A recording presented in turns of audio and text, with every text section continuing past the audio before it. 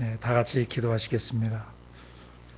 아버지, 가물었던 대지 위에 단비를 주셔서 감사합니다.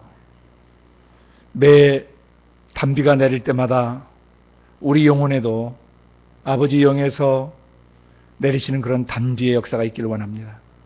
신적 성품의 아름다우심이 우리 영혼 위에 내려서 그리스도로 옷 입은 우리의 마음 위에 아버지 아름다우신 성품들, 거룩하시고 의로우시며 빛되시고 사랑이시며 온유하고 겸손하시고 지혜와 총명의 영이시며 모략과 재능의 영이시고 지식과 여호와를 경외하는 영이 우리 위에 온전히 덮이기를 원합니다. 그 영에 사로잡히기를 원합니다. 그 성품에 사로잡히기를 원합니다. 그 성품이 우리의 지성과 감성과 의지 속에 배어드시기를 간절히 원합니다. 그래서 살든지 죽든지 우리 몸에서 그리스도가 존귀히 나타나시기만을 간절히 원합니다. 오늘 조국교회와 전 세계 모든 나라와 민족 속에서 예배드리는 예수 공동체의 가족들을 축복합니다. 성령님, 각 사람의 마음속에서 솟아오르시고 각 사람의 영혼을 채우시며 각 사람의 영혼을 통해서 흘러가시고 나타나시기를 원합니다. 오늘도 전 세계 교회가 성령과 말씀 안에서 재건축되게 하시고 사도와 선자터 위에 견고히 세워지게 하여 주셔서 구원받지 못한 영혼들을 온몸 다해 사랑하고 생명 다해 복음을 전하고 그들을 목양하고 그들을 복음서 기준대로 제자화해 갈 수 있는 기름 부음이 우리 자신과 조국교회와 전 세계 교회 위에 임하게 하여 주옵소서. 경험되게 하여 주옵소서. 특별히 모든 나라와 민족 속에 흩어져 복음을 증거하고 계시는 모든 선교사님들과 가정과 자녀들과 그들의 동역자들을 기억해 주시고 현지의 형제 자매들을 축복해 주시기를 기도합니다. 특별히 복음서에 말씀하신 대로 능력 안에 잠기게 하시고 성령 안에 잠기게 하시고 성령이 보여주시고 들려주신 것을 증거하고 태어나는 참된 천파의 역사가 있게 하시며 성령이 보여주시고 들려주신 대로 목양하고 예수님이 분부한 모든 것을 가르쳐 지키게 하는 참된 사도적 제자도가 회복되게 하여 주옵소서. 그래서 온 세상 나라와 민족이 사도와 선자터 위에 견고히 세워지고 오실 주님의 길을 예비하며 잃어버린 모든 나라와 민족들 속에 찾아가 복음을 증거하고 그 영혼들을 구원해낼 수 있도록 도와주시옵소서. 오늘도 이 작은 공간 안에 성령으로 충만케 임하셔서 우리의 몸과 마음과 영혼을 온전히 붙들어 주시고 주의 말씀을 깨닫게 하시며 우리의 심령 속에 새겨주시기를 간절히 기도합니다. 감사하고 예수님의 이름으로 기도드리옵나이다. 아멘.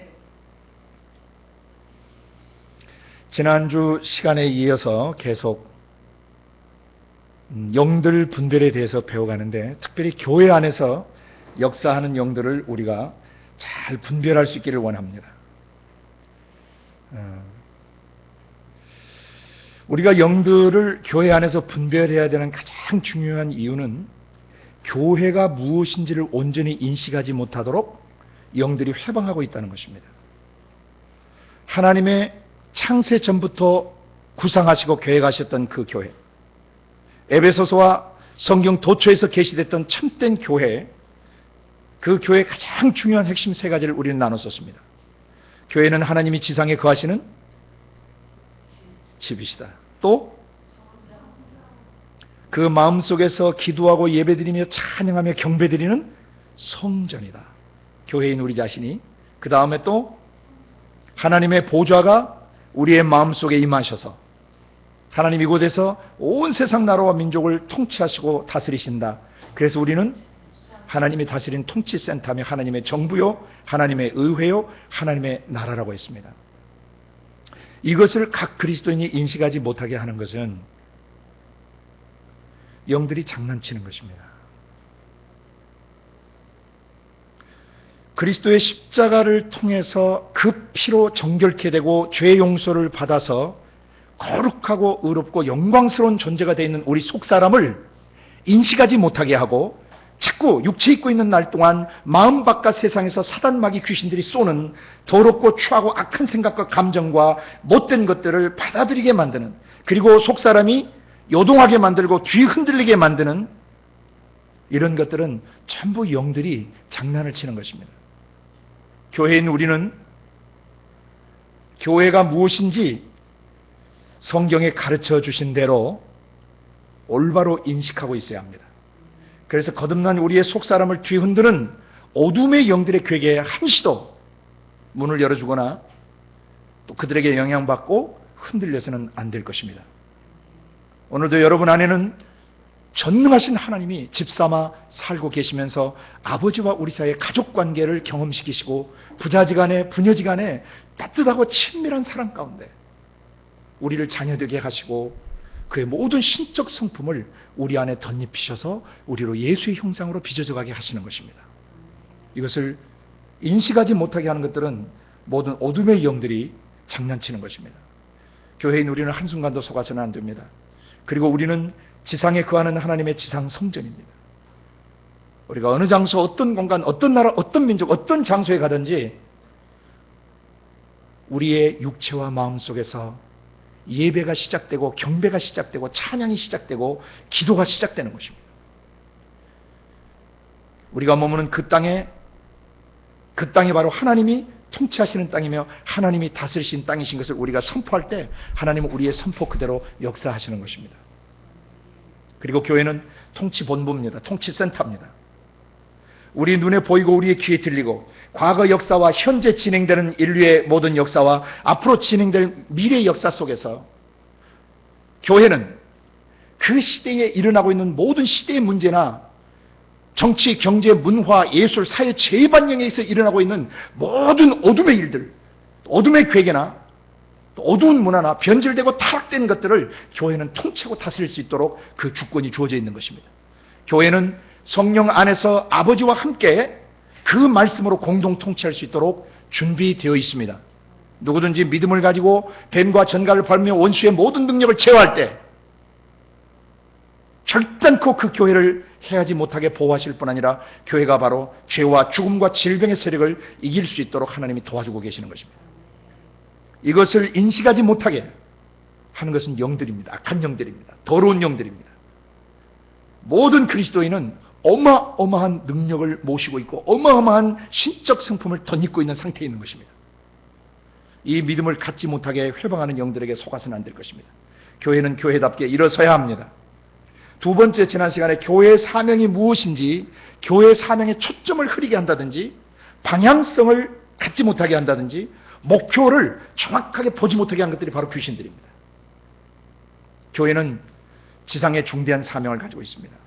그래서 특별히 구약 성경 전체를 성취하신 예수 그리스도께서 마지막 복음서 마지막마다 유언해 주신 그 유언 명령 4가지가 너무너무 중요하다는 것을 말씀드렸습니다. 지난 시간에 있은 4가지 유언 명령을 우리가 다시 한번 살펴볼 것입니다. 교회의 사명이 무엇인지 초점을 흐리게 하거나 교회가 가야 될 방향성을 제대로 보지 못하게 하거나 또는 교회가 어떤 목표 지점을 향해서 가고 있는지 인식하지 못하게 한다면 그것이 바로 교회를 혼미케 하는 더러운 영들이고 악한 영들이에요. 귀신들이고 사단마귀입니다. 교회는 이것을 분별하고 있어야 합니다. 여러분 자신이 교회입니다. 교회인 여러분이 모여서 거룩한 공동체를 이루고 전 세계가 하나의 몸으로서 지금 계속 자라가고 있는데 우리가 중요하게 가져야 될 4개의 삶의 기반과 방향성이 있다고 그랬습니다. 누가복음을 통해서 주신 마지막 명령은 뭐였습니까?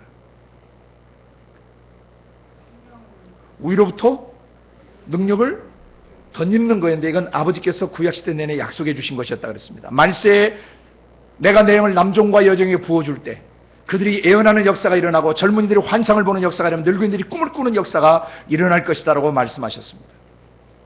위로부터 능력을 덧입히우는 것, 그것은 사도행전 1장 4절 5절에서 어떻게 표현됐습니까? 세례요한은 물속에 너희를 잠기게 하였거니와 너희는 몇 날이 못되어 성령 속에 잠기게 되리라. 그래서 성령 안에 잠긴다는 것은 또 다른 표현으로 어떤 말과 같습니까?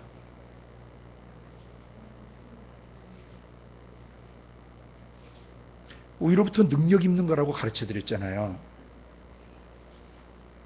성령 안에 잠기는 게 뭐라고요? 위로부터 능력을 입는 거예요. 성령 안에 잠긴다는 것은 위로부터 오는 초자연적 능력, 신적 능력, 그분의 신적 성품과 속성과 그분의 모든 신적 권위와 파워를 덧입는 걸 말하는 것입니다. 성령 안에 잠긴다는 것은 위로부터 능력을 덧입는 것입니다. 이걸 다른 말로 성령 세례라고 표현합니다. 성령 세례냐 충만이냐 굉장히 분분한 이론들인데 그거 신경 쓰실 필요 없습니다. 성령 세례는 위로부터 능력을 덧입는 거고 성령 안에 잠기는 것을 말하는 것입니다. 성령 안에 우리가 잠기게 되면 우리의 생각과 감정과 의지 속에 하나님의 생각, 하나님의 감정, 하나님의 의지가 우리 속에 들어오시는 것입니다. 그래서 우리의 생각을 지배하시고 우리의 감정을 지배하시고 우리의 의지를 지배하실 때 우리의 영혼과 우리의 지정의가 우리의 육체를 통치하고 다스리며 이끌어가는 것입니다.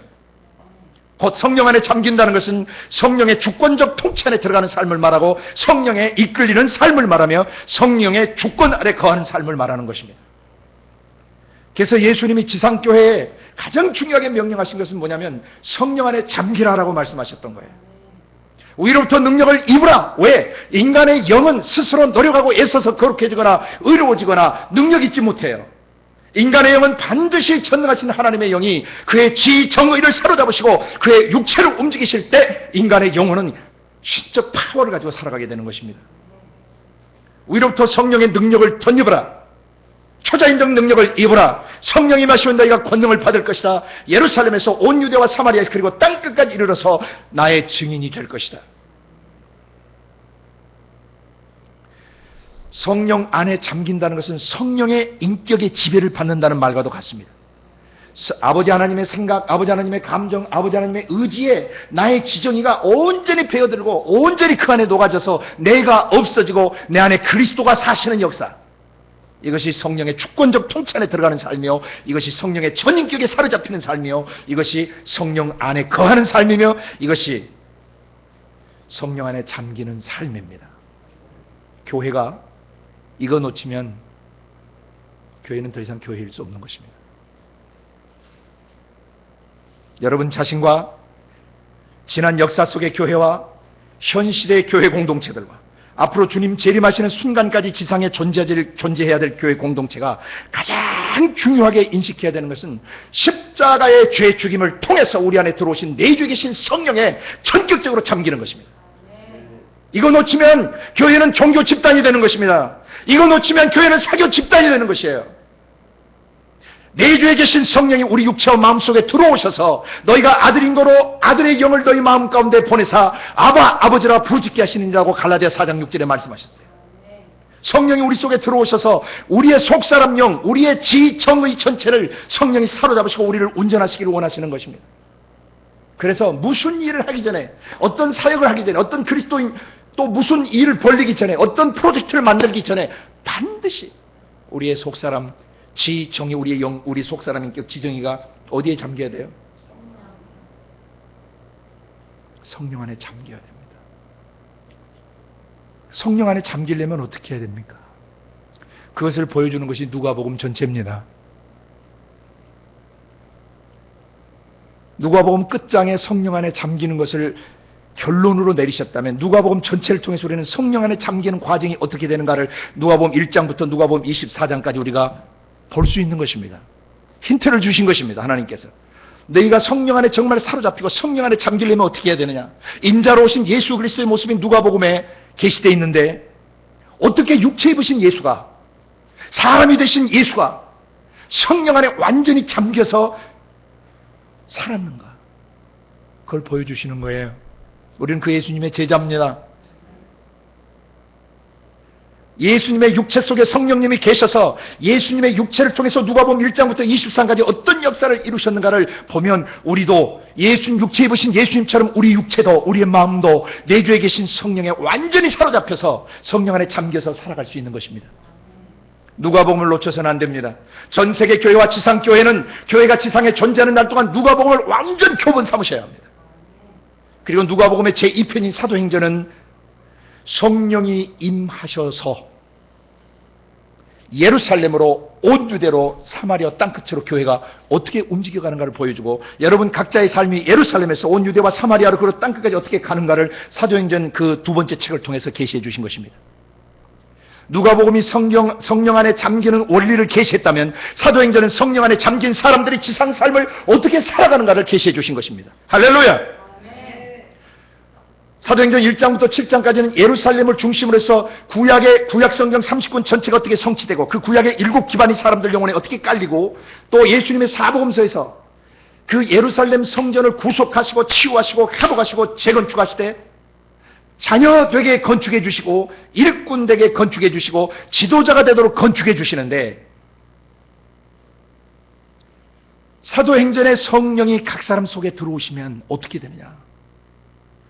구약 성경 30기관이 그리스도 예수를 통해서 성취된 그대로 우리 안에 성취되며, 구약의 7기반이 우리 안에 그대로 깔리게 되며, 그 다음에 그 7기반을 기반으로 해서 우리 안에 예수님이, 성령님이 무슨 일을 하시면 자녀되게 하세요. 자녀됨이 왜 이렇게 중요하다 그랬죠? 자녀이면 후사, 곧 하나님의 후사요, 그리스도와 함께한 후사다, 상속자다. 그리스도의 육체 입으신 그리스도 안에 부어졌던 모든 신성의 모든 충만과 그리스도 예수와 육체 안에 부어졌던 모든 권능들이 예수 그리스도를 통해 자녀된 우리에게도 뭐 된다? 그대로 공유되어진다. 아멘. 사도행전 1장부터 7장까지 예루살렘을 중심으로 구약이 어떻게 성취되고 사복음서가 어떻게 사람들 안에 자리 잡는가, 곧 자녀됨에서 일꾼됨으로, 일꾼됨에서 지도자됨으로 어떻게 사람을 세워가는가가 사도행전 1장부터 7장까지 계시되어 있다는 겁니다.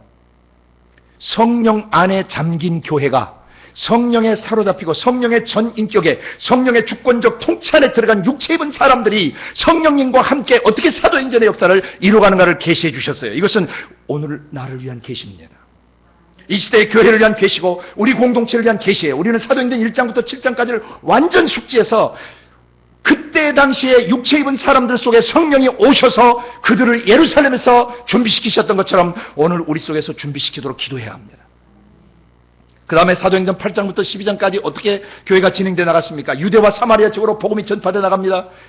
빌립 집사 한 사람을 통해서 사마리아의 그 마귀의 본보와 같았던 마술사 시몬이 거꾸러지고, 그것에 복음이 전파되면 다시 빌립 집사를 통해서 그 구스네시가 복음을 듣고 아프리카 검은 땅으로 함의 후손들에게 복음이 들어가는 역사가 일어납니다. 그 다음에 바울 사도의 회심이 일어나면서 그 다음에 유대와 사마리 지역의 교회들이 어떻게 막 흥망해지고 교회가 부흥하는가 하는 것이 계시되어 있습니다. 그것도 오늘 우리를 위한 계시입니다. 우리가 우리의 예루살렘을 떠나서 유대와 사마리 지역으로 갔을 때 예루살렘에서 준비된 이 기반을 근거로 해서 우리는 유대와 사마리에서 동일한 사도적 제자도의 역사를 이루며 공동체를 세워가며 그리스도의 몸을 세워가는 역사를 감당하게 되는 것입니다. 예루살렘에서 온 유대와 사마리에서 준비되면 그 다음에 우리를 어디로 내보내시는 겁니까? 사도행전 13장부터 28장까지 성령 안에 잠긴 사람들은 반드시 성령이 불러시키는 일을 위하여 이방 민족 속으로 나아가게 되어 있습니다. 그게 삶의 하이라이트예요. 우리 인생의 하이라이트예요. 언젠가 복음 듣지 못한 나라와 민족 속에 들어가서 그들에게 복음을 전하고 영생의 복음을 전하고 그 십자가의 피로 사람이 어떻게 자유케 되며 어떻게 하나님의 형상으로 회복되는가를 전파하다가 우리의 삶이 맞춰지는 것, 이것이 지상에 사는 그리스도인의 삶의 마지막 고울이고 지상교회가 마지막 목표로 삼아야 되는 것입니다. 복음 듣지 못한 나라와 민족이 하나도 남지 않도록 땅 끝까지 가서 복음을 전하는 것입니다.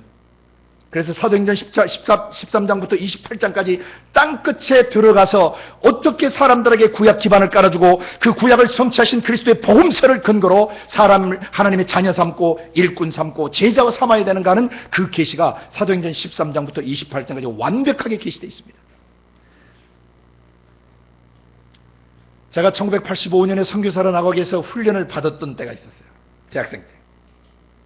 그때 이후로 수많은 선교훈련 캠프에 참석하고 여러 훈련을 통해서 하나님이 저를 자라게 해주셨는데, 많은 세월이 지난 다음에 제가 그 선교훈련을 돌이켜볼 때 너무 안타까운 점들이 많습니다. 왜 그때 누가복음을 통째로 좀 나한테 가르쳐주고 사도행전을 통째로 내 속에 넣어주셔서 수많은 인본주의적 교리나 어떤 그런 방법론인 선교가 아니라, 선교 준비가 아니라 누가복음이 내 안에서 살아 역동적으로 움직이고 내가 성령 안에 잠기는 법을 배우고 그 다음에 내가 사도행전의 역사, 예루살렘과 온 유대와 사마리아와 땅끝까지 가서 이 사도행전적 삶을 그대로 살아내도록 훈련시켜주지 못했을까? 늘 제 가슴 속에 깊이 남아있는 숙제였으면서 선교 현장 사역을 10여 년 해오면서 다음에 후배 선교사들이 오면은, 후배 사역자들이 오면 반드시 누가복음을 그들의 가슴 속에 심어주고 그들이 사도행전적 삶을 살도록 도와야 되겠다. 오늘 교회는 위로부터 능력을 덧입으라고 하신 이 명령 앞에 모든 우리의 프로그램과 프로젝트를 내려놓고 다시 점검해야 합니다. 각 선교단체들의 모든 그 사역들도 과연 우리가 성령 안에 잠겨서 성령의 주권적 통치 안에서 성령의 인격적 지배를 받으면서 우리가 성령의 지시를 따라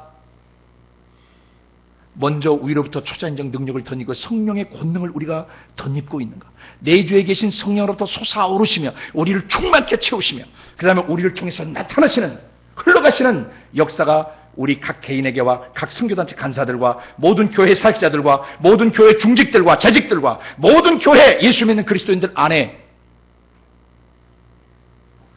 내주에 계신 성령이 솟아오르는 일에 그리고 우리를 충만케 하시는 일에 그리고 우리를 통해서 나타나시고 흘러가시는 일에 전심전력을 기울이고 있는가? 만약 그렇게 하고 있지 않다면 우리는 어둠의 영들에게 속아서 방향성을 잃어버리고 초점을 잃어버리고 목표를 잃어버린 것입니다. 영들을 분별하셔야 됩니다. 내가 지금 어디로 가고 있는가? 내가 지금 어디에 서 있는가? 나는 누구인가?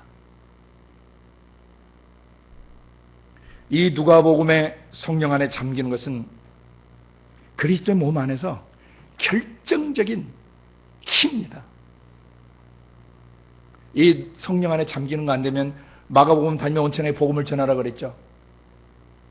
요한복음은 복음 전에서 영접한 사람들 목양하라 그랬죠. 그럼 사람을 목양할 때 마태복음 마지막에는 가서 체계적으로 그들을 내가 분부한 모든 것을 가르쳐 지키게 하라 그러셨죠. 제자화하라 그랬죠. 모든 족속을 제자화하라. 이 세계가 다 뒤죽박죽이 돼버려요.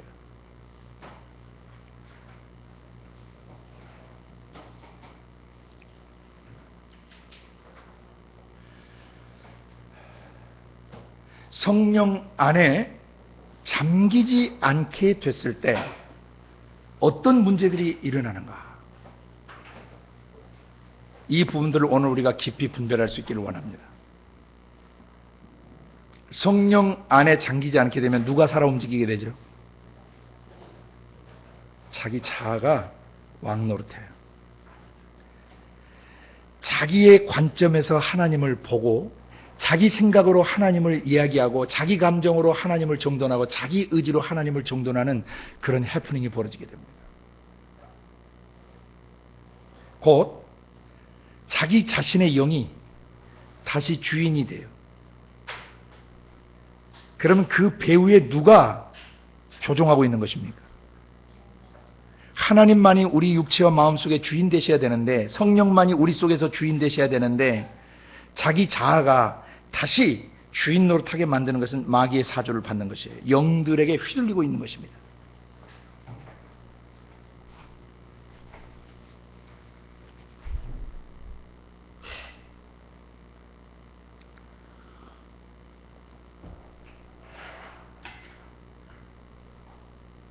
그 다음에 성령 안에 잠기지 않게 될 때 계속 일어나는 문제점들은 어떤 문제가 일어나냐면 잘못된 성령운동 속에 들어갑니다. 표적주의나 기적주의, 현상주의, 은사주의 속으로 사람이 들어가 버려요.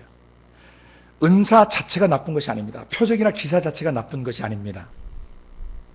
그 표적과 기사는 신 대신 하나님이 그 장소와 그 시간대에 나타났다는 표시예요. 그럼 성령님이 왜 나타나셨냐면 그냥 나 이런 하나님이야 짠 능력 많지 알았지 이거 보여주시려고 오신 게 아니에요. 그런 것은 하나님이 임재하실 때 적으로 나타나는 현상들입니다. 하나님은 표적과 기사 속에 계시지 않아요. 그것은 하나님이 지나가실 때 나타나는 현상들이에요. 그것이 바로 열왕기상 19장에 엘리야가 호렙 동굴에 들어갔을 때 네가 어찌 동굴 속에 있냐 다 죽이고 나만 남았습니다. 아니다. 바알에게 무릎 꿇지 않은 침천은 내가 이 땅에 아직 남겨놓았다. 아합과 이세벨이 미쳐서 모든 선자 다 잡아 죽일 때 오바댜 같은 국내 대신은 선자를 50씩 100씩 굴 속에 숨겨두고 빵과 물을 제공했어요. 엘리야도 잡아 죽이려고 하니까 엘리야가 먼 외국 나라로 도망을 갔었죠. 그때 하나님이 엘리야에게 동굴에서 나오라 그래요. 그래 나오는데 여호와께서 지나가십니다. 갑자기 바람과 폭풍이 일어나면서 막 산들이 콩가루가 되고요. 돌이 막 콩가루가 되고 엄청난 막 폭풍이 일어났습니다. 그러나 성경은 여호와께서 거기 계시지 아니하시고 되어 있어요. The Lord was not there. 바람 속에 계시잖아요. 두 번째 바람 후에 지진이 일어났습니다. 모인 곳이 진동이 나고 막 다 귀 흔들렸습니다. 그러나 여호와께서 지진 속에도 계시지 않았다고 되어 있습니다. 지진 후에 다시 불이 임했습니다. 그러나 불 가운데도 여호와께서 계시지 아니하시고, 불 후에 세미한 음성이 있었다. 이게 바로 키예요. 그 앞자 따서 외우면 안 잊어버린다고 그랬죠. 바지불이라고 그랬어요. 바람과 지진과 불의 역사는 지금도 성령이 지나가실 때, 나타나실 때 지금도 일어납니다. 성령의 바람이 일어나요, 안 일어나요? 거룩한 풍조가 일어나요, 안 일어나요? 부흥의 바람이 일어나요, 안 일어나요? 사람들 안에서 막 바람과 바람이 불어서 성령의 역사가 일어나면 이곳저곳에서 막 이 바람이 지구촌 전체를 돌기 시작해요. 그러나 여호와께서 거기 계시지 않다는 것을 기억하셔야 돼요. 지진이 일어나면 사람 속에 지각 변동이 일어나요. 저는 이게 죄인지 몰랐어요. 어둠 속에 잡혀 있었어요. 더러웠어요. 취했어요. 음란했어요. 그리고 교활했어요. 간사했고 교만했어요. 그리고 불안했고, 그리고 초조했고, 긴장했고, 낮은 열등감을 갖고 있고, 교만한 우월의식도 갖고 있었어요. 그런데 성령이 임하시면 지각 변동이 일어나요. 막 지진이 일어나요. 삶에. 그것 자체도, 그 자체에도 여호와께서 계시지 않아요. 그냥 지나갈 때 나타나는 현상이에요. 아멘. 그런데 현혹되시면 안 된다는 거예요. 사람이 막 땡땡으로 구르고 막 자기 은혜 받았고, 오늘 자기가 막 몸이 막 온몸이 떨리고 막 바들바들 떨리고 자기가 어떻게 몸을 추스려야 될지 못 정도로 큰 은혜를 받았는데, 아니, 그건 성령님이 지나갔을 때 나타나는 현상이에요. 그것이 목적이 아니에요. 지진 후에 불이 있었습니다. 사람들마다 불 받아요, 안 받아요? 열정이 일어나죠. 헌신의 열정, 사랑의 열정, 그리고 막 그 주님의 뜻을 이루기 위한 열정들, 여러 열정의 불이 사람 속에 지금도 일어나요. 성령이 지나가실 때 나타나는 현상이에요. 가슴도 뜨거워져요. 온몸이 막 그 불같이 느껴질 때도 있고요. 불이 임할 때도 있고, 정광석화처럼 뭐가 자기를 통해서 빡 지나갈 때도 있고요. 성령님이 잠깐 지나가시는, 나타나시는, 행차하실 때 나타나는 현상들이에요. 근데 많은 사람들이 그런 잘못된 성령 운동 속에 들어가요. 바람과 지진과 불은 하나님이 임하실 때 반드시 나타납니다. 그러나 여호와께서 거기 계시지 아니하시고, 결론이 뭐냐? 불 후에 세미한 음성이 있었다. gentle whisper, 속삭이시는 음성. 우리의 지성과 우리의 감성과 의지 속에 바람의 역사를 통해, 지진의 역사를 통해, 그 다음에 불의 역사를 통해 결론적으로 우리의 가슴 속에 우리의 생각을 일깨우시고, 감정을 일깨우시고, 우리의 의지의 결단을 촉구하시고 도우시는, 이것이 바로 올바른 성령 운동이에요. 귀신이 쫓겨나가고 병이 나는 거 아름다운 일입니다. 있어야 합니다. 모든 고통받는 지체들이 풀려나는 것은 성령의 역사를 통해서 반드시 경험되어야 합니다. 그러나 그보다 더 중요한 게 있습니다. 그런 역사를 통해서 그는 가슴 안에서, 자기 속에서 내주에 계신 성령의 지정의와 자기의 지정의 사이에 깊은 인격적 만남을 가져야 되는 것입니다. 이것이 바른 성령 운동의 기반이고 바른 성령 운동의 출발입니다. 그러므로 성령의 은사주의나 어떤 오순절주의나 어떤 캐리스메틱 서클들, 은사주의들 안에, 또는 뭐 제3의 물길이나 수많은 성령운동 자체가 잘못된 것이 아니라, 그 성령운동이 일어날 때 그게 인발부됐던 사람들이 자기 속에 계시는, 내주에 계신 성령과 인격적 음성을 듣고 기록된 말씀을 통해서 하나님과 인격적 교제를 갖지 않는, 이 기반을 놔주지 않는 것, 이것이 바로 미혹된 것입니다.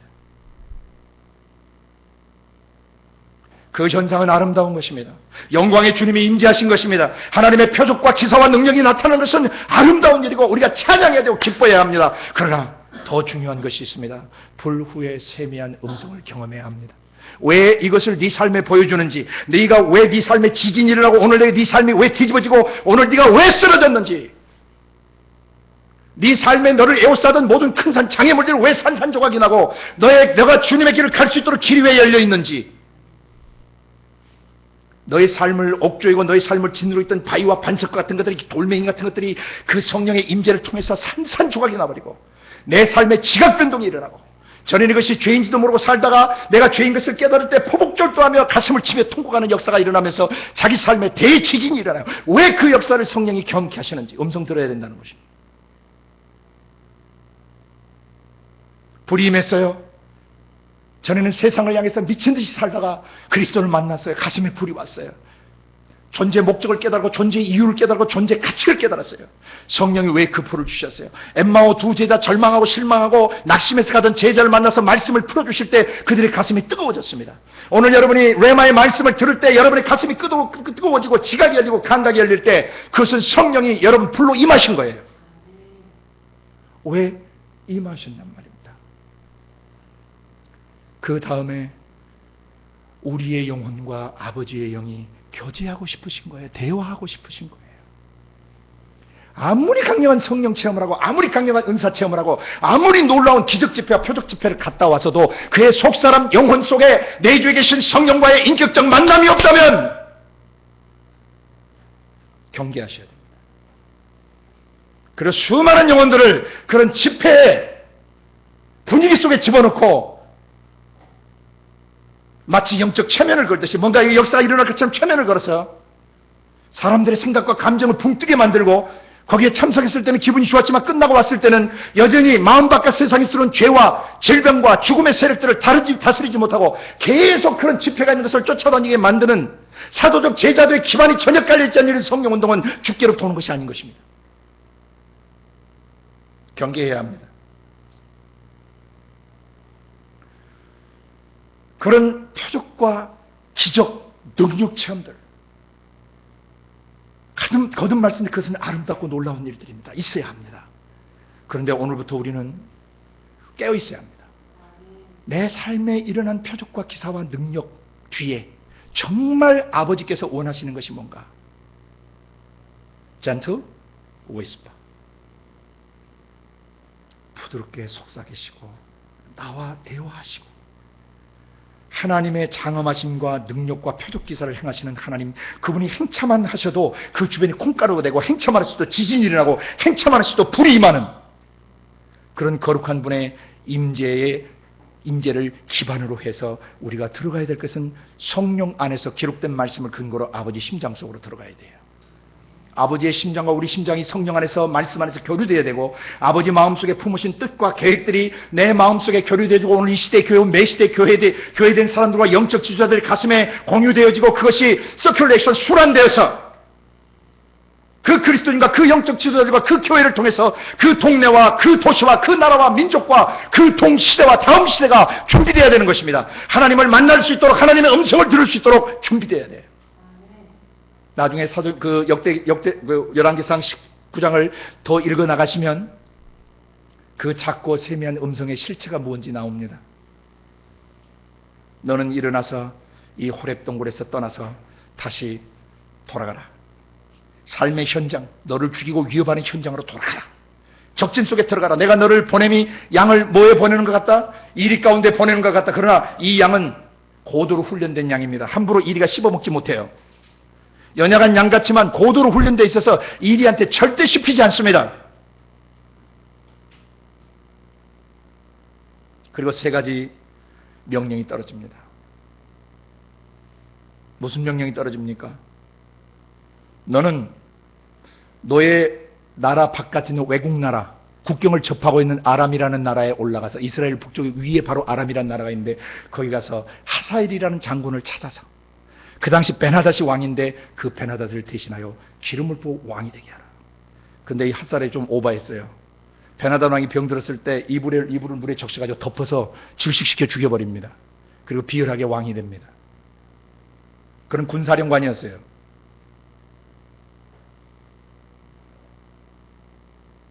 하나님은 선지자를 통해서 이방 민족에 왕을 세우게 하셨습니다. 두 번째, 너를 죽이려고 하는 너의 나라 북왕국 이스라엘에 아합이라는 놈을 예후라는 사람을 찾아서 예후를 세워서 아합을 치라. 아합을 피하고 예후를 왕 삼어 기름 부어 왕 삼으라. 그 다음에 아벨모홀라 지역으로 가라. 거기 가면 사밧이라는 사람을 만나게 될 것이다. 그 사람에게 엘리사라는 아들이 있다. 아벨모홀라의 동네에 사밧이라는 사람을 만나서 그의 아들을 불러 너를 뒤이어 선지자가 되게 하라. 잘 보세요. 세 가지 그림이에요. 하사엘 이방 민족입니다. 그 다음에 자기가 사는 나라, 자기가 동족이에요. 자기 민족, 자기 국가 안에서의 왕을 자기가 또 기름부어 삼아요. 그 다음에 세 번째는 차세대 영적 지도자를 세우는 일입니다. 이것이 바로 성령의 세미한 음성이에요. 모든 성령 운동하는 사람은 엘리야 시대 때 말씀하셨던 그 음성을 다시 들어야 합니다. 이방 민족의 운명은 누가 결정하냐면 이방 정치가들이나 이방 경제력이나 군사력이 결정짓는 거 아닙니다. 하나님의 음성을 듣는 하나님의 사람에 의해서 이방 민족의 운명이 결정되는 것입니다. 하사엘의 칼을 피한 사람을 예후가 죽이고 예후의 칼을 피한 사람을 엘리사가 죽이리라 하셨어요. 이방 민족, 전 세계 이방 민족들의 운명은 하나님의 음성을 듣는 사람들에 의해서 결정되고 성령의 세미한 음성을 듣고 움직이는 사람에 의해서 그 민족의 데스티니, 운명과 여정이 결정되는 것입니다. 두 번째, 자기가 사는 나라 민족, 자기 동족, 자기 국가, 자기 나라의 운명은 누가 결정하냐면 역시 하나님의 음성을 듣는 사람들이 결정한다는 것입니다. 이것이 하나님의 세미한 음성이에요. 나는 나의 음성을 듣고 태어나는 사람들이 나오기를 원하는데 나의 음성을 듣고 태어나려면 성령 안에 잠겨야 되는 것입니다. 그 다음에 현 시대와 차세대 영적 지도자를 제자와에서 이렇게 세워야 되는데 정치적 왕들이 폴리티컬 킹들이라든 밀리터리 파워, 군사력들을 가지고 해결 못한 것은 누가 하냐면 마지막에 엘리사가 처리하는 것이에요. 하나님의 음성은 어떤 양날 가진 칼보다 더 날카롭고 예리하시며 사람의 혼과 사고방식과 감성체계와 의지를 찔러 쪼개고 들어가실 뿐만 아니라 그의 온 영, 전 내적 자아와 그 다음에 그의 육체와 그 신경 골수까지 다 파고들어서 그 사람을 뒤집어 놓으시는 거예요. 그리고 사람 속에 감추어져 있는 그 마음 속에 그 숨은 뜻과 생각들을 성령께서 재판하세요. 성령이 주시는 말씀을 가지게 되면 그 말씀이 여러분 내면 속에 숨어있는 좁쌀만한 그리고 먼지 같은 죄악까지 샅샅이 드러내요. 일곱 등불 대신 성령께서 우리 마음을 비추시면 제일 먼저 나의 죄가 해결돼요. 이사야서 6장에서 하늘 열려서 보셨죠? 하늘이 열려서 영광이 임할 때 이사야가 맨 처음에 뭘 봤어요? 자기가 했던 말, 자기의 언어, 자기가 사용했던 말들이 문제가 있었다는 부정적이고 하나님을 신뢰하지 않는 악하고 추한 말들을 자기가 내뱉었던 것을 보게 돼요. 회개하자. 곧바로 천사가 와서 제단 숯불에 갖다 그냥 입에 그 모든 더러운 것을 제해버리죠. 이건 뭐냐면 아버지의 영에서 나오는 그 정결케 하시는 불길이에요. 그리고 나서 그는 두 가지 중대한 것을 깨닫게 됩니다. 하늘에서 하나님이 우리가 누구를 보내며 누가 우리를 위해 갈 수 있을까? 이 패역한 세대. 이사야 1장 보면 얼마나 이사야 당시 시대가 망가져 있는 시대인지 아시게 돼요. 머리끝부터 발끝까지 째지고 터지고 얻어맞은 흔적뿐이고 사람들의 영적, 정신적, 감정적 그리고 육체적 그리고 도시 전체가 완전 초토화된 시대예요. 만약에 하나님이 조금 더 남겨두시지 않았고 나의 손대 버리셨다면 소돔 같고 고모라 같았을 것이라고 고백해요. 그러나 그것도 소돔의 고모라와 간원들과 백성들이라고 불러요. 그 시대 사람들. 소돔 고모라의 그 지옥불로 멸망한 하나님의 진노의 불로 멸망한 사람들로 태하신 시대예요. 그때 이런 사악한 존재들, 오늘날 교회를 다니면서도 거짓과 위선과 음란과 정욕과 옛사람의 기질과 습성대로 살아가는 사람들은 다 소돔 백성들이고 고모라 백성들인 것입니다. 이 교회에 예수 십자가의 피로 정결케 되고 의롭게 되고 거룩하게 만들어놓은 새 사람을 아무 거리낌이 없이 더럽히고 아무 거리낌이 없이 망가뜨린 이 사람은 성전을 멸하는 사람을 반드시 하나님이 멸하시겠다고 그러셨어요. 일곱째 나팔이 불기 전에 전 세계는 여섯째 나팔을 통해서 통보된 내용은 전 세계 교회를 통한 애언사역이 회복될 것이라고 그랬어요. 이 작은 책을 갖다 먹어버리라. 많은 백성과 나라와 방언과 임금들에게 네가 가서 다시 애언해야 하리라 하고 계시록 11장에 보면은 교회가 애언사역을 어떻게 마지막 시대에 감당하는가 나오는데 바로 창세기부터 계시록까지 66권의 성령이 기록해 주신 이 말씀을 먹고 태어나는 역사, 예언하는 역사가 지금 일어나고 있는 것입니다. 우리는 그 일을 준비하고 있는 것입니다. 일곱째 나팔이 부러지기 전, 마지막 나팔이 울려 퍼지기 전 우리는 66권의 말씀을 먹고 가서 태어나기를 원해요. 여러분, 성경 말씀을 직접 태어나는 것과 애언적 사역을 하는 것과는 다릅니다. 애언적 사역은 틀릴 수 있어요. 그러나 예언 사역은 틀릴 수 없어요. 예언은 기록된 말씀만이 예언입니다. 기록된 말씀만이 예언입니다. 나머진 것은 예언적인 것입니다. 이것은 기록된 말씀을 근거하고 말씀의 사람들을 통해서 예언적인 것들은 분별되어야 되고 평가되어야 되고 검증되어야 되는 것입니다. 이상한 성령운동을 일으키거나 잘못된 성령운동 또는 경계해야 될 성령운동 속에 들어간 사람들이 수없이 하나님이 주께서 말씀하셨다는 예언을 듣지만 그들의 삶이 바뀌지 않습니다.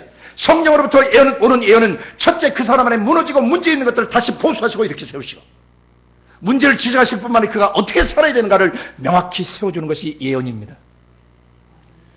만약에 그의 삶의 내면을 변화시키지 않고 있는 예언이라면 그것은 선지자가 지절거리는 거짓 예언인 것입니다. 왜 이런 현상들이 일어납니까? 창세기부터 계시록까지 66권의 말씀을 주시고 기록된 말씀 밖으로 넘어가지 말라고 하셨음에도 불구하고 이 말씀 안에 잠기지 않기 때문인 것입니다. 표적과 기사와 현상 속에 빠져서 그 현상을 기반으로 교회를 세우고 현상을 기반으로 모임을 만들고 현상을 기반으로 프로젝트상 미니스트리를 해나가면 거기에 있는 사람들의 영혼 속에 성령의 세미한 음성이 안 들릴 수도 있어요. 깝대기를 쫓아가는 것이거든요. 현상을 쫓아가는 것이거든요. 수많은 책을 읽고 수많은 학자들이나 수많은 사람들이 얘기한 그 얘기를 기반으로 그리고 자기가 보고 들은 것을 근간으로 해서 기록된 말씀을 근거하지 않고 자기 체험이나 자기 경험을 중심으로 해서 교회를 세우거나 조직을 하거나 몸을 형성해 갈 때 그것은 반드시 문제가 일어나게 되어 있는 것입니다.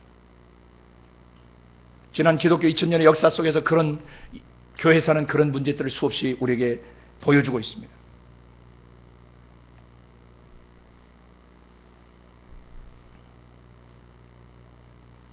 우리는 우리 안에 계신 성령님의 내주의 계심을 인식하심으로부터 삶을 다시 시작해야 합니다.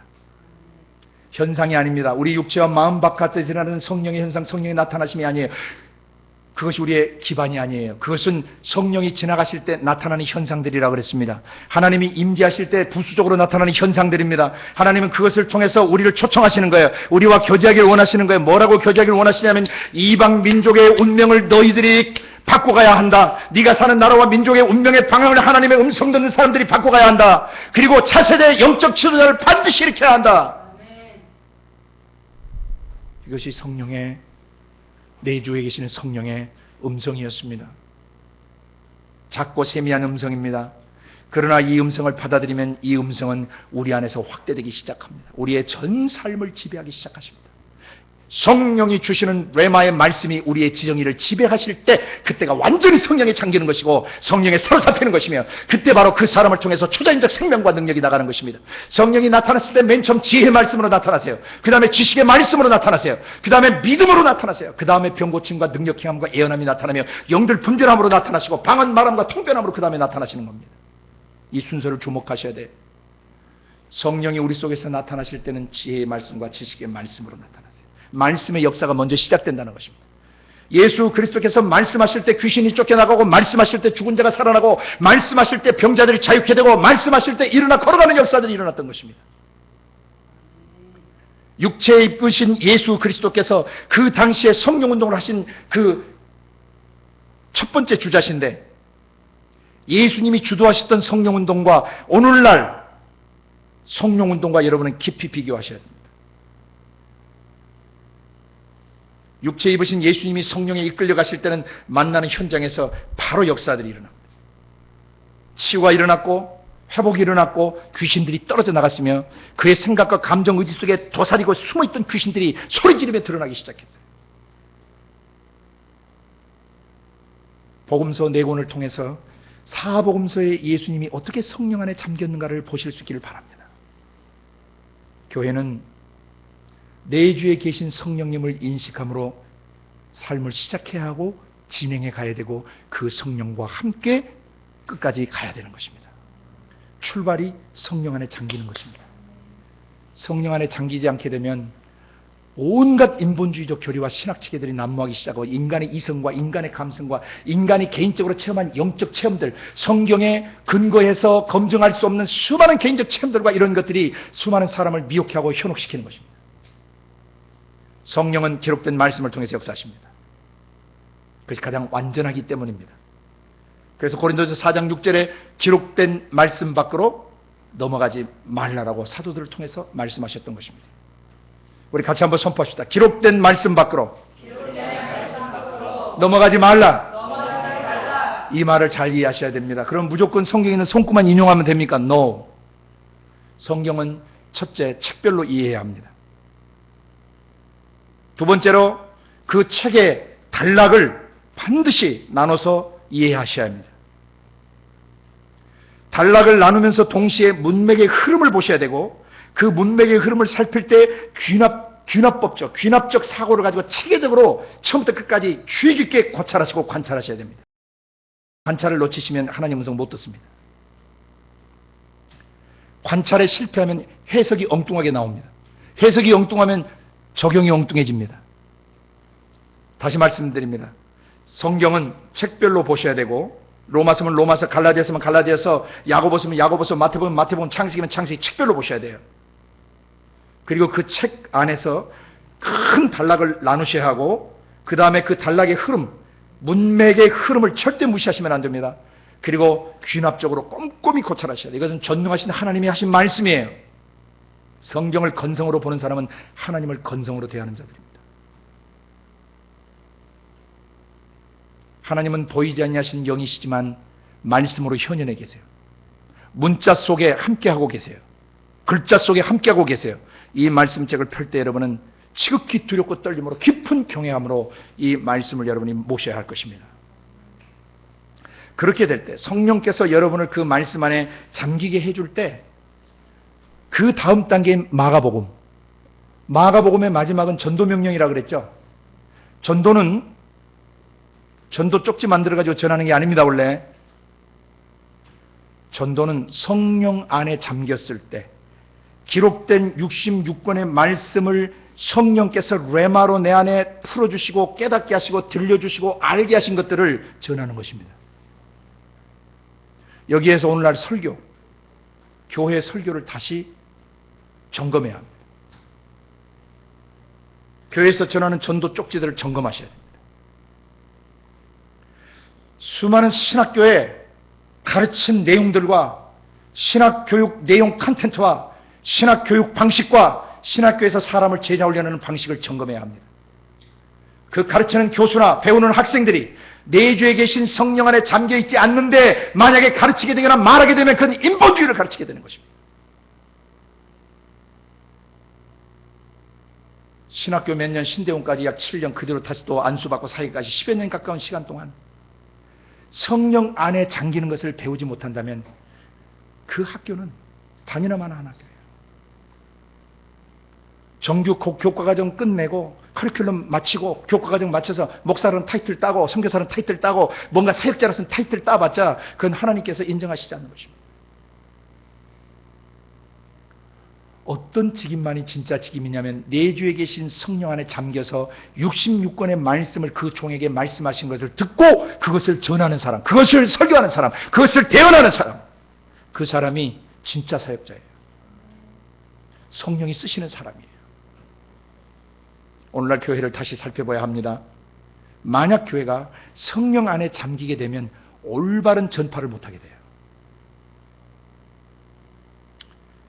마태복음 4장 23절 예에 보면 예수님이 저희 회당에서 가르치시며 뭐 하셨어요? 천국 복음을 선포하셨어요. 그 다음에 그 말씀을 듣는 순간 모든 병과 약한 것들이 고쳐졌어요, 안 고쳐졌어요? 소위 말하는 티칭과 프리칭과 힐링의 역사가 따로따로 노는 것이 아니라 예수님은 가르치시는 순간 아버지의 성령 안에 잠겨 사셨기 때문에 그가 육체 입고 계실 때 성령이 보여주시고 들려주신 것만 말하고 아버지께서 보여주신 것만을 말하고 아버지께서 가르쳐 주신 것만을 대언하셨기 때문에 예수님의 그 가르침, 그 티칭 속에는 하나님이 어떤 분이시고 천국 복음이 어떤 것인가 선포되어지면서 동시에 모든 병과 약한 것이 치유되어 버리는 것이에요. 그의 속사람 영을 오랫동안 죄의 독소로 찌들게 하고 죄로 짓누르고 죄로 파괴시키고 죄로 사가지게 만들었던 것들을 말씀을 들은 순간에 성령 안에 잠긴 사람들이 가르치는 말씀을 듣는 순간에 천국 복음이 선포되어져요. 그 사람 안에 모든 병과 약한 것이 치유되고 고쳐지는 역사가 일어나는 것입니다. 그래서 티칭 따로 놀고 프리칭 따로 놀고 힐링 따로 노는 게 아니에요. 나는 가르치는 은사는 있지만 병 고치는 은사가 없다. 웃기는 것입니다. 바른 가르침이 가르치면 반드시 천국 복음이 선포되면 치유가 일어나게 되어 있어요. 사람들의 내면의 사고방식과 감성체계, 의지체계 치유가 안 일어나면 회개해야 돼요. 인본주의 설교하고 있는 것이에요. 윤리 도덕 설교하고 있는 것입니다. 사람의 가르침으로 사람을 가르치고 있는 것입니다. 수많은 전도의 방법론들을 만들어내기 시작하는 것입니다.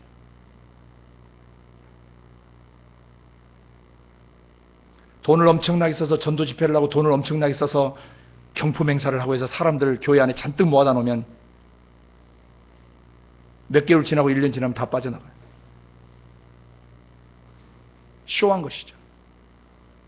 왜 그러냐면 성령 안에서 잠겨서 기록된 말씀을 성령이 가르쳐 주시는 것을 듣고 보고 그걸 먹으면요, 그 사람 존재 자체가 생명이에요. 그 사람하고 만나면요 다 변해요. 진짜 그리스도인이에요. 진짜 사역자예요. 진짜 목사예요. 그 사람하고 만나서 지내는데 1개월 지나고 3개월 지나고 1년 지났는데 사람이 안 바뀌어. 그 받는 사람도 문제가 있고 전하는 사람도 문제를 돌아봐야 돼요. 내가 진짜 맞나 사꾸란가 가짜인가. 진짜 사역자는요 전제 조건이 있어요. 성령 안에 잠겨야 돼요. 성령 안에 잠기지 않는 그리스도인은 가짜 그리스도인입니다. 그는 여전히 인본주의로 사는 사람이에요. 성령이 내주에 계시는데도 불구하고 성령 무시하고 살아요. 성령 인식하지 않고 살아요. 그 사람 그리스도인 아니에요. 육에 속한 자입니다. 만약 그 삶을 회개하지 않으면 그 사람 지옥 갑니다. 성령이 들어오셨지만 성령의 권고를 무시하고 성령을 근심케 하고 성령의 주권적 통치 안에 들어가지 않는 사람의 마지막은 보장이 안 됩니다. 바울은 그의 서신서에서 너희 구원을 이루라고 하는데 그 이루다라는 헬라 말은요 영어의 workout, 아주 힘쓰고 애써서 이루라는 뜻이에요. 예수 그리스도께서 십자가에서 내 모든 죄를 지고 죽으셨다. 내게 지금 피오르는 죄의 더러움, 모든 음란, 고통스러운 기억들, 아픔들 이건 다 십자가에 처형됐다라고 믿고 그 믿음을 통해서 자유를 누리는 그 사람이 진짜 그리스도인이고, 그 다음에 그가 해야 될 것은 성령에 잠겨서 성령의 생각, 성령의 감정, 성령의 의지가 자기 생각되고 자기 감정 의지돼서 성령의 이끌림을 받아야 돼요. 그가 어디를 가든지 그는 전하게 되거든요. 왜냐하면 자기가 경험한 걸 말하지 않을 수가 없어요. 그건 말하지 않고 견딜 수가 없는 것이에요. 말할 때 역사가 일어나요. 변화돼요. 그 사람이 눈을 떠요. 귀가 열려요. 자기 상태를 분별해요. 내가 어둠의 영들에게 너무나 오랫동안 휩싸여 살았구나. 내가 이제 눈을 떴다. 전하게 돼요. 나중에 우리가 이런 부분들을 아마 마가복음을 다루면서 깊이 다루게 될 것입니다. 마가복음은 하나님의 아들 예수 그리스도의 복음으로 시작됐다가 마가복음은 이 천국 복음을 모든 족속에 다니며 전하라고 하는 그 복음 전파로 맞춰져요.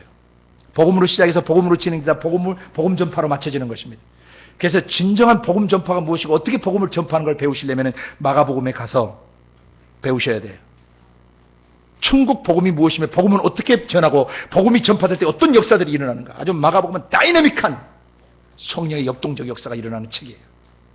아주 프랙티컬하고 단도직입적이고 아주 즉석에서 역사들이 일어나요. 그래서 마가복음의 특징을 보시면 곧 immediately 이게 계속 기록되어 있어요. 말씀이 떨어지면 곧 역사가 일어나요. 우리도 그렇게 변해야 됩니다. 즉시 온전히 기쁘게 변화해야 됩니다. 그 다음에 지난주에 제가 말씀드린 누가복음 마지막에 목양의 문제점을 말씀드렸어요. 성령 안에 잠기지 않으면요 포스코, 피딩, 먹여줄 것을 얻어요 못 얻어요? 못 먹여줘요. 그러니까 이 목자가 맨날 인터넷 방송이나 다른 데서 남이 설교한 거나 남의 책 쓴 거나 이런 것 갖다 막 꿀꿀이족처럼 이것을 모아다가 자기가 편집해서 자기 생각과 자기 감정으로 정돈해서 그걸 갖다가 많이 주면 이것은 영적으로 인스턴트 식품과 같다는 것입니다. 뭔가 하나님에 대한 얘기는 있었는데 만남이 없어요. 하나님하고. 바른 먹거리를 목자가 준비해야 되는 것입니다. 그러려면 어떻게 해야 돼요? 성령 안에 잠겨 있어야 자기가 먼저 먹어야 돼요. 작은 책을 먼저 갖다 먹고 대언을 할 때 다른 사람이 살아나는 것입니다. 신학교나 정규 어떤 훈련 코스를 마치는 것 자체가 문제가 아니지만 그 공과를 거쳐가고 그 훈련 과정을 거쳐가고 그 신학교를 마쳤는데도 불구하고 내주에 계신 성령이 자기의 지성과 감성과 의지 속에 기록된 66권의 말씀을 레마화해서 생명화해서 자기에게 생명이 되고 자기를 만난 사람에게 생명을 전달하도록 하고 있지 않다면 그 사람은 다시 한번 삶을 정돈해야 돼요. 싹군으로 가고 있고 가짜 사역자로 가고 있는, 가짜 목자로 가고 있는 것입니다.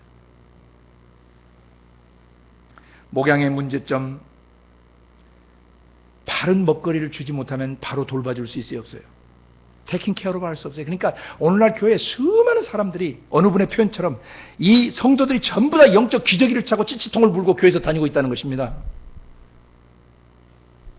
자기 생각과 감정 속에 들어오는 마귀의 공격 하나 다루지를 못해요. 그냥 앉아서 하고 우는 거예요. 그러면 애들 많은 데서 만약에 부모가 애 팽개치고 놔두면요, 애들 응가해가지고 먹어요. 그리고 벽에도 바르고 다른 애도 막 떡칠하고. 수많은 그리스도인들이 예수 그리스도의 성령이 내주에 계시고 그 십자가의 보혈이 우리를 정결케 함에도 불구하고 그 거듭난 속사람 안에 얼마나 더럽고 음란하고 지저분하고 어리석고 미련하고 둔하고 게으르고 신실치 않고 도저히 그리스도라고 볼 수 없는 세상 사람과 조금도区別이 안 되는 사람으로 나락되어 있는지 모릅니다. 이것이 왜 일어난지 아십니까? 그 목자가 성령 안에 잠겨서 먹을거리를 성령으로부터 다운받고 그 다음에 그 레마의 말씀을 근거로 목양을 하고 사람을 돌봐야 되는데 그게 안 되니까 전부 시스템으로 움직이는 것입니다. 준엄한 심판이 있게 될 것입니다. 여러분과 저는 주님이 오시는 순간까지 성령 안에 잠겨야 합니다. 우리를 여기 이 캠프에서 머물게 하는 이 기간 동안 언제까지 우리를 여기 머물게 하실지 모르지만 이 캠프, 이 진안에서, 이 야영장에서 우리를 머무시게 하는 날 동안 우리는 무릎 꿇고 기도하고 66권의 말씀이 우리 안에 레마화 되시도록 준비해야 합니다. 언제든지 찌르면 말씀이 나와야 돼요. 레마의 생명의 말씀이 나와야 돼요. 이 준비를 지금 우리가 하고 있는 거예요. 하나님 사관학교에서 우리 지금 준비시키고 계시는 거예요. 왜? 나라와 민족 속으로 가야 돼요. 이방 민족의 수십억이 복음을 듣지 못하고 지금 죽어가고 있고 지옥의 행렬로 가고 있어요. 여러분 쉰들러 리스트를 보신 적이 있죠? 그 한 사람이 자기 전 재산을 다 털어서 유대인을 1,몇백 명을 살려냅니다. 그리고 나중에 그가 웁니다. 내가 이 반지를 팔았더라면, 내가 이 차를 팔았더라면 몇 사람이 더 살아날 수 있었을 텐데. 가스실로 가는 그 행렬을 막아서서 한 사람이 자기 전 재산을 던져가지고 수많은 사람의 생명을 구한단 말이죠. 수십억의 영혼이 지옥을 향해, 지옥의 열차를 향해서 가고 있는데 교회가 정신을 못 차리고 있단 말이에요. 빨리 성령 안에 잠겨서 바른 것을 전하고 바르게 목양할 수 있는 준비를 하고 마지막에 바른 제자화를 해야 된단 말이에요. 마태복음에 가서 모든 족속으로 제자를 삼되 아버지와 아들과 성령의 이름으로 세례를 주고 내가 너에게 분부했던 모든 것을 가르쳐 지키게 하라. 볼지어다 이렇게 하는 사람과 내가 세상 끝날까지 항상 함께 하겠다.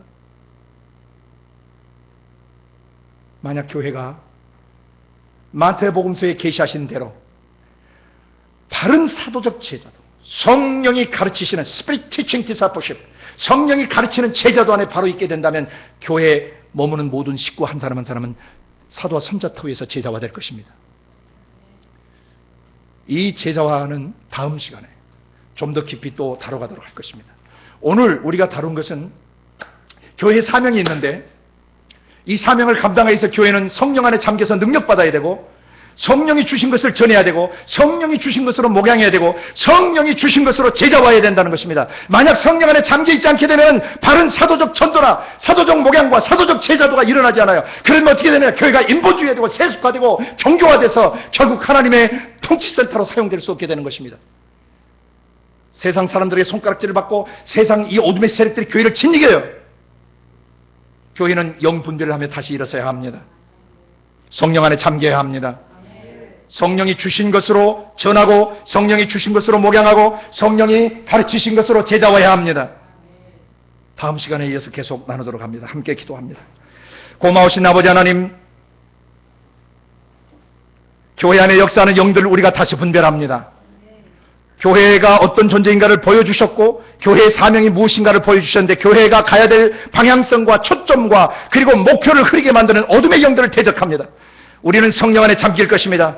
그리고 성령이 주시는 것을 대언할 것입니다. 전할 것입니다. 성령이 주시는 것으로 목양하겠습니다. 성령이 가르치신 것으로 제자화하겠습니다. 아버지, 우리를 기름 부으시옵소서. 우리를 준비시키시옵소서. 감사하고 예수님 이름으로 기도드리옵나이다. 아멘.